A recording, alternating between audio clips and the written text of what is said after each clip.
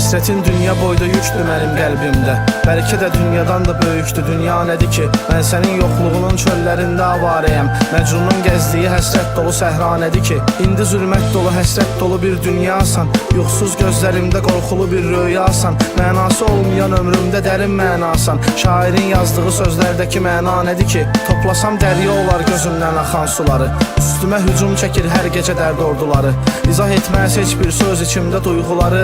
Nədir yalnız, nədir yalqız ya da tənha nədir ki? Qəlbim öyrəncəlidir, hər gecə bir dərdi seçir. Gözlərim badədir, yanaqlarım oradan su içir. Kim görür halımı məcnundur deyib gülür keçir. Olaram səndən ötürü aləmə rüsva nədir ki? Bu nə cür bazarlıqdır, eşqi satıb dərd alaram. O dərdi ev bilərəm, çıxmaram oradan qalaram. Elə bir bağıbanam, bir gül üçün bağ salaram. Olaram aşiq ona, bülbülü şeyda nədir ki? Bir gün oyadarsan sən məni bəlkə röyadan. Mənə agah edərsən bəlkə sirri müammadan. Mən səni düşündükcə hey qopuram bu dünyadan. Cahilin yatdığı o qəflət röya nədir ki?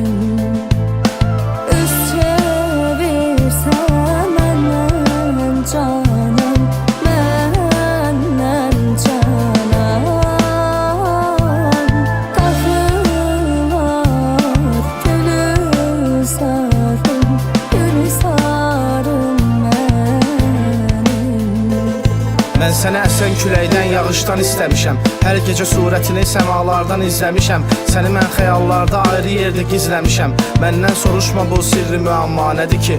Bədənim düşüb aldan, ruhumun da hali yaman. Ayrılıq həsrəti gün görməyə vermir ki aman. Dəyişmərəm gözünün gözəlliyini mən heç zaman. Gəlsin yanıma min gözləri şəhla nədir ki? Gün keçir, günəş batır, yavaş-yavaş məğrib olur. O zamandan bəri aşiq kədərə mənsub olur. Həsrət qılınc çəkir, sevgi ölür, məğlub olur. Gəl izlə amma soruşma bu təmaşa nədir ki? Hər duam sənlə bağlı, əllərim ancaq yuxarı. Bəzən də ərşə çatır yanan qəlbimin buxarı. Məşuq da yanında yox, aşiqin nədir çıxarı? Eşq üçün canım verir, burada təmənna nədir ki? Dərdə məhkum etmisən, dərdi mənlə bölməmisən. Nə də mən dərdi nə cür çəkmişəm heç bilməmisən. Sən mənim gözdən axan yaşlarımı görməmisən. Görsən deyəcəksən dalğalı dərya nədir ki? Həsrətin dünya boyda yüklü mənim qəlbimdə.